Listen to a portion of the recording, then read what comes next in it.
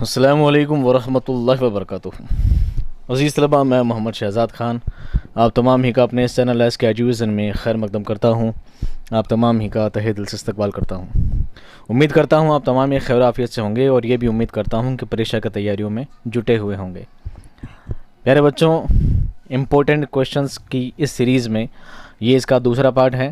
اس سے پہلے ایک پارٹ آ چکا ہے جس میں آپ کا سبق نمبر پہلا اور سبق نمبر دوسرا دونوں اس میں شامل کیے گئے تھے۔ مرزا غالب کے جو دونوں خطوط آپ کے تھے پہلے اور دوسرے سبق میں، ان دونوں کو ہی شامل کیا گیا تھا۔ یہ ہے آپ کا دوسرا پارٹ اس سیریز کا۔ اس میں سبق نمبر 3 کو اس میں شامل کیا گیا ہے، اور سبق نمبر 3 کا نام ہے امراؤ جان ادا۔ یہ خورشید الاسلام نے اس میں تنقید نگاری کی ہے، ٹھیک ہے۔ اور اس کے آج ہم سوال جواب لیں گے، چھوٹے بڑے جتنے بھی اس کے سوالات ہیں، امپورٹنٹ کون سے آپ کے ایگزام میں آ سکتے ہیں، ان تمام اس سوالوں کو چھانٹ کر اس میں لکھا گیا ہے۔ ویسے سبھی NCERT، CBSE، RBSE، Jharkhand board سبھی کے لیے امپورٹنٹ ہے، بٹ RBSE والوں کے لیے یہ موسٹ امپورٹنٹ ہے۔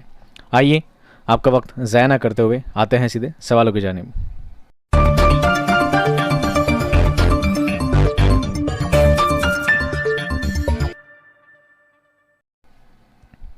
تنقیدی مضامین، سبق نمبر 3 امراؤ جان ادا خورشید الاسلام۔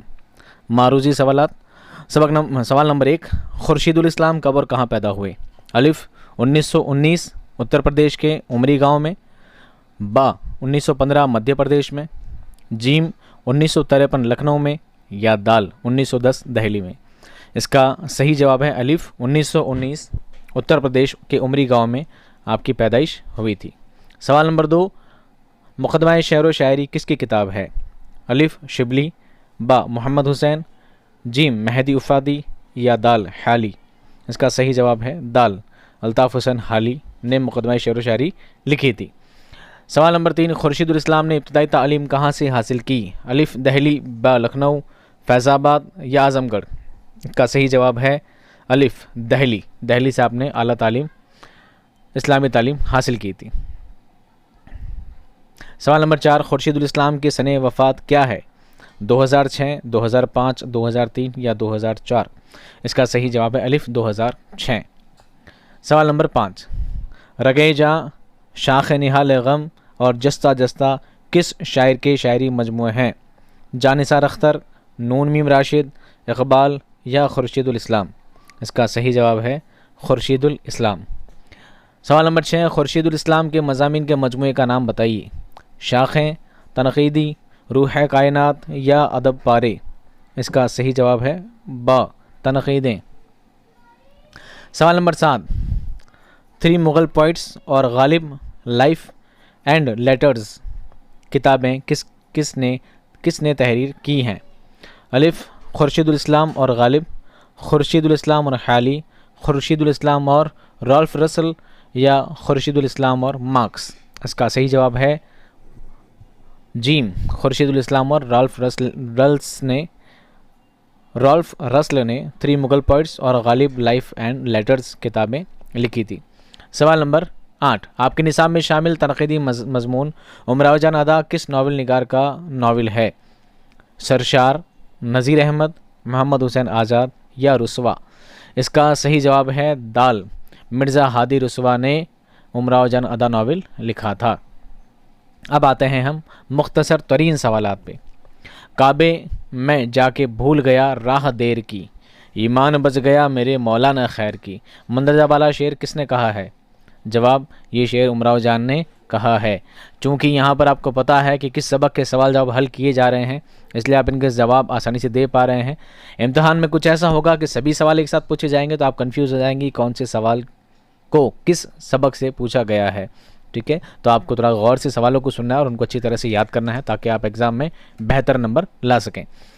سوال نمبر 2، امراؤ جان ادا میں کس کی کہانی پیش کی گئی ہے؟ جواب، ایک طوائف کی کہانی پیش کی گئی ہے امراؤ جان ناول میں۔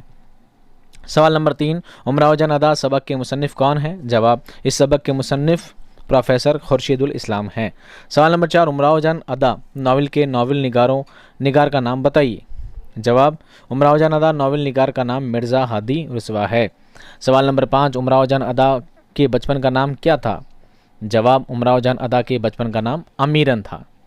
सवाल नंबर 6, उमराव जान अदा का मरकज़ी किरदार कौन है?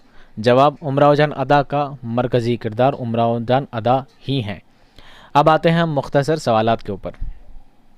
सवाल नंबर 1, उमराव जान अदा के किरदार पर रोशनी डालिए। जवाब, उमराव जान अदा का सबसे अहम किरदार उमराव जान ही है, जिसके इर्द गिर्द तमाम वाक़यात घूमते हैं। उमराव जान एक मासूम और शरीफ लड़की थी, लेकिन हालात उसे एक तवाइफ की ज़िंदगी जीने पर मजबूर कर देते हैं। उमराव की सबसे बड़ी खूबी यह है कि वो बचपन में जिस तरह की तरबियत पाती है, तवाइफ बनकर भी वो तमाम खसूसियात पर कायम रहती है, जिसे अदबी ज़ौक़, शेर व सुख़न, खुश मिजाजी जो उसके मिजाज की खूबियाँ हैं, वो उनको हाथ से जाने नहीं देती।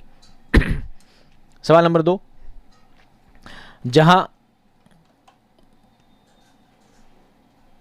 जहाँ दोज़ख महकते हैं और फिरदौस खामोश है का मतलब बयान कीजिए।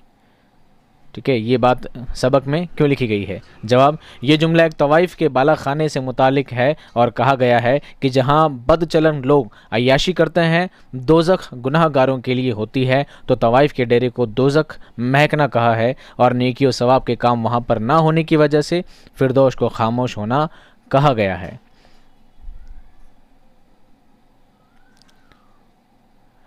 तो इस तरह इस चैप्टर के सवाल जवाब क्या होते हैं, ख़त्म होते हैं।